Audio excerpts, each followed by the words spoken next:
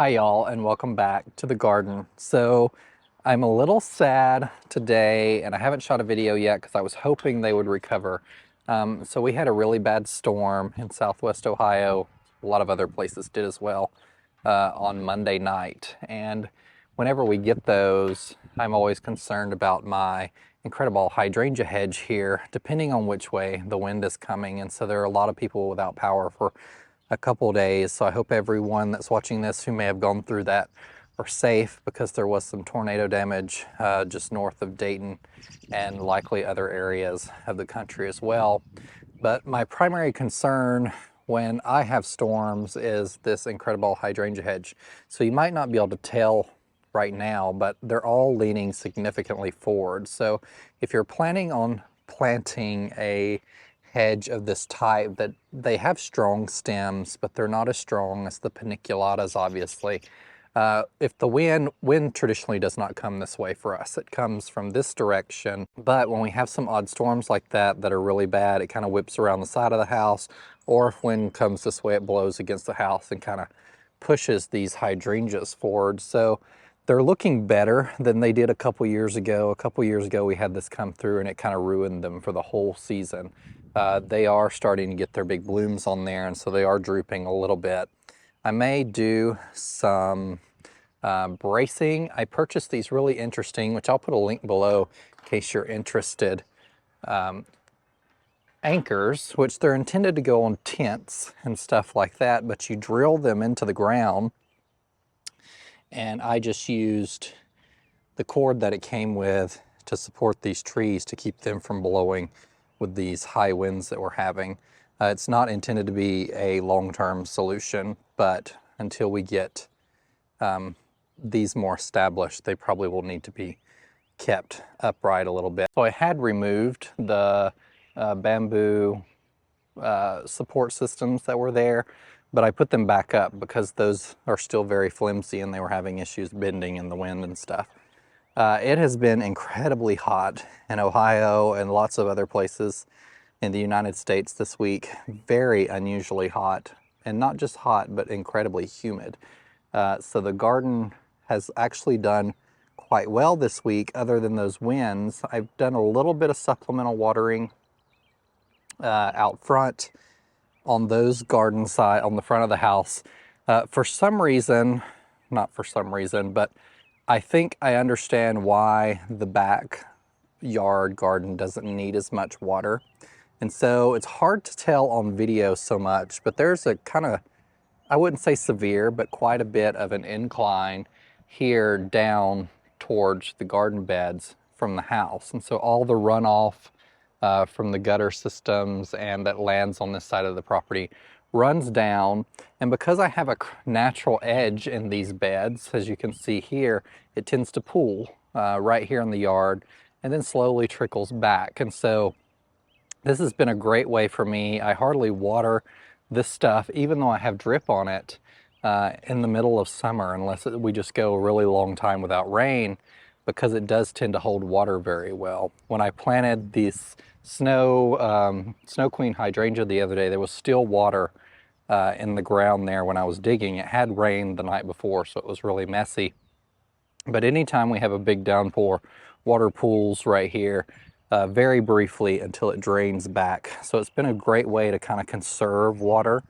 My yard stays really wet anyway, which can be a problem with the clay soil, but I think it has also helped the plants grow and not require as much supplemental water because just the way this land is naturally sloped. So I did want to show you a few things in the garden that are looking good. We've had the perennials, some more perennials come into bloom, which I'll show you, particularly some of the coneflowers, that Peter Cottontail Yarrow that I picked up earlier this year. But I still haven't had time, because it's been so hot this week, to come back and prune up these salvias and trim up some of the other perennials. We do have these Daisy May daisies, which are beautiful when they bloom, but I had a lot of issues with last year. We'll see if they die back like they did last year. I don't think they tend to love our clay soil, and so I divided them significantly. They were under the willow, kind of over in that area, and I just potted them up or planted them up here in this space to see how they would do this season before I end up removing them. So if they do here and perform pretty well, I'll keep them. If not, I may give those away to someone who has better soil conditions than I do that might enjoy them a little more. The clover is looking really nice. It's been really dry the past couple days. I need to come through here and overhead water it just a little bit, but you can see it's starting to get its little leaves on there, and this is how tiny it is right now. And so it will grow together, so there are some thinner spots here, but over time this summer it will fill in really nicely for me, I think. The dahlias are still just putting on loads of growth. I think they really like this hot weather this week, and they're at the point where I need to start kind of pinning them against this trellis here, or they'll start leaning most likely. And I actually look like I have a bloom developing on this variety. Oh, there's more blooms there. So this is the first time I've really been out here to check on my dahlias this week and looked at them. So we have lots of blooms coming on, so I may get blooms yet within the next week. Having little issues with things in the vegetable garden getting eat up by bugs, so I may need to spray some BT. I try not to spray anything in my vegetable garden. Sometimes I just let nature take its course and eat leaves. The leaves are still good to eat on, but they just look a little rough right now. The daylilies are starting to get buds on them. All the perennials are looking good. I need to come through and trim up these Perfect Profusion Salvia again. There's still bees on them a little bit on what's left over, but these will be much happier if I come through and trim them back, certainly. I planted my Steve sunflowers throughout the perennial bed and around the fence line, and they're finally putting on some growth with the heat we've had. The echinaceas are starting to bloom. I don't know which variety these are. I could look and see what I got. Hollyhock, more sunflowers. This hibiscus, this is Cherry Chocolate from Proven Winners, is looking really good over this last week. It's doubled in size. It's really, really loved the heat, and it's going to be starting to put on blooms here pretty soon. So as of right now, since these were transplanted, they are a little smaller than they were last year. Last year they were covered up a little bit by the willow, so it caused them to stretch, so they may have been bigger for that reason. But I'm pretty impressed with their sizing given they were transplanted last year. But this is the Peter Cottontail Yarrow that's just started blooming. It's got pollinators all over it, tiny, tiny little bugs here. Not sure what those are, but it's really dainty, and I really love this. It's almost like a baby's breath, a little bigger baby's breath that would look really great in cut arrangements. So I may be taking some cuttings of these and combining them with some coneflower. These are 1 in a Melon. It's a new variety by Proven Winners this year, and they're just supposed to have really, really large flowers. These are the first blooms on the plants, so some of them are still pretty tiny. This one had some weird petal issues here, but it's just a beautiful orange cantaloupe color on these, which is really lovely and will look really nice with these purple serendipity alliums and other things I have going on around here. The strawberries are still absolutely out of control, for lack of a better word. I need to come in here, and they're taking over my blueberry bushes that I planted in here as well. And so we just got all sorts of stuff going on, but they're loaded with buds all over it. And so I've actually ate quite a few strawberries this year, and there's even more sitting around here that are going to be yummy to munch on as the season progresses. Everything else is looking pretty good. I'm actually going to come through and cut these alliums back. I had someone ask in a video a while back what I do with these alliums, because the foliage just looks really bad. They start to brown really easily. You can remove those. Apparently I did not. The foliage is already wilted, but what I'm going to do is come back and cut these back at ground level, kind of rough up the mulch so it looks like they weren't there. And then I'm going to save these bloom stalks, because you can dry them out, make sure they're sufficiently dry. They may be dry enough out here already, but I'll probably take them inside to the basement and let them dry out. And then you can spray paint them like a gold or silver and use them in decorations, and they're really lovely. One thing I also wanted to show you, which doesn't portray great on Proven Winners website, I don't think, but the Millennium Allium, which is a just these alliums right here that put on the tiny, tiny blooms. And then the serendipity alliums. The foliage color, Proven Winners touts the serendipity allium as having a bluer leaf. So I want to show you that on camera because this is what you're looking at here. So serendipity's on the right, and it's hard to tell in maybe on the screen here, but serendipity does have a much bluer look to it than Millennium Allium does. So this is my hedge of serendipity here, and I have Millennium over there. For anyone who is following my Instagram, if you're not, the coneflower that I had coming up from seed last year that just kind of seeded itself is just a generic purple. I'm actually probably going to remove this. It ended up being incredibly tall and has a really weak stem, and it actually blew over in the storms we had earlier this week. So I don't really want to perpetuate something like that in my garden that's got really weak stems. So I'm going to be digging that up maybe this weekend and trashing it. It is beautiful with the black stems, but it's not necessarily uncommon. And the fact that it does have really weak stems and gets so tall, I don't want something that I've got to stake or anything like that. So it will be coming out. It kind of germinated from seed in 2021, last May, and kind of grew in place. Didn't get any blooms last year, and then it started blooming this year. But it's just extremely tall, and it just doesn't look great in that space because it's super floppy.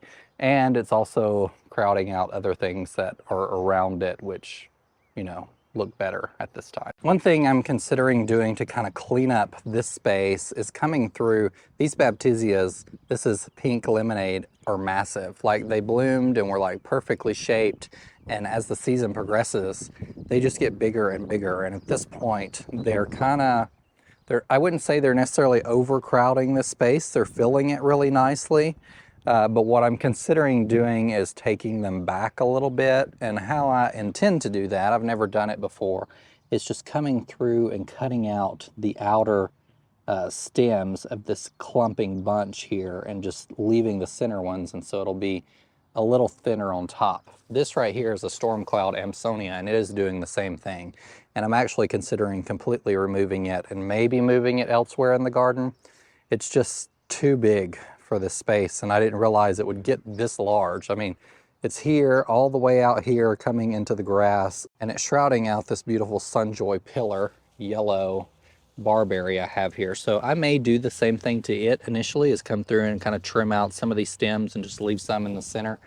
But it's just a little too big for this space, and it's outgrown it rather quickly. So transplanting it elsewhere, I'm not really sure where I could put it at this point. The garden's pretty full, but I have some ideas that it might still look good. I really love it in the spring. It's not a perennial that I love after it blooms because it's just a green foliage texture, and it kind of looks messy right now. It does start to yellow a little bit. The leaves turn a little limey, and so it just kind of looks unhealthy at this point in the season, in my opinion. So removing it and putting something else in its place that won't shroud out. There's a rose bush behind it called Charles Darwin, and these Bobo hydrangeas will probably be preferred, at least in my case. So I want to show y'all one more thing before we wrap it up today. So the Astilbe that I have out front are starting to bloom this time of year, and they're just lovely. The Heucheras are massive as well, and they're just really coming into their own. They've been here maybe, I guess this is probably their fourth growing season, but they're just a lovely, regular, Little Visions in Pink, I think is the variety name. But I really love this time of year. They just have these beautiful pinks plumes on them. Now they do attract flies pretty severely. So if you don't want flies like near your house, I would not recommend planting Astilbe. Both varieties that I've had in my garden, which one barely does anything, attract flies pretty severely. So they're currently covered up on flies, which are great pollinators, but underplanted with these Heucheras from Proven Winners. I can't remember the name of these. They're kind of a different color though. So some of them are orangey, some of them are more green. I think it depends on the light they're receiving. They tend to come out a little more orangey in transition. But the Astilbe is just beautiful. My tiny tough stuff hydrangeas are also blooming, and they're pink this year. I never got around to putting more soil acidifier on them. I probably will come and put some on them. They're also, I don't know if you can see it on camera, but they're pollinators everywhere, all over all this stuff, which is really exciting. I had my caladium come up in this container. I did have more elsewhere, and they just may be a little bit behind. This one had one come up earlier today as well. I think it's hiding somewhere. Oh, they're starting right here. That's what it is. But I still like these containers. It's certainly something different. It's not the traditional petunias that I have here, but this chocolate drop coleus has filled in really nicely and much quicker than the petunias would have. There's another caladium. And so I kind of like this look. It's much different. It's all foliage, no flowers. It's something a little different to experiment with this year. And this container up front as well that I showed you a couple videos ago is rocking really well. I need to come through. I just kind of like the way these draping amaranths look, and so I've kind of left them there because they're still healthy looking. The foliage is looking a little rough on some of them, but it's just an interesting, bold texture to be hanging out of this basket. As some of you may also be experiencing, the weeds have been prolific this year. I think it can be contributed to all the rain we've received, which I'm not complaining about because I've hardly watered my garden this year, but it has certainly spurred a lot of weed issues, which I need to start working on and get taken care of. One of the reasons I have a big garden space, and so it's hard to be completely free of weeds all the time. And it's another reason I started planting some ground covers this year to kind of inhibit some of that weed growth and grow between these nice plants and shrubs I have. And I like to apply lots of mulch. But even this year, the weeds are just popping right through the mulch that I put down earlier this year. And so it's just been a really rough year for weeds in the garden. And so now that the heat has broke a little bit, at least for a couple days, I will probably spend a lot of the weekend out in the garden getting things cleaned up before we settle into that really hot stage again. But thank you guys for joining me on a walk around the garden today. I hope the weather breaks where you're out and you're able to get out and enjoy your garden. I know I'm trying to just get things wrapped up and go into maintenance mode so I can enjoy watching the rest of the season. Thank you guys for joining me, and remember, in a world full of hate, be a light. Take care. Bye.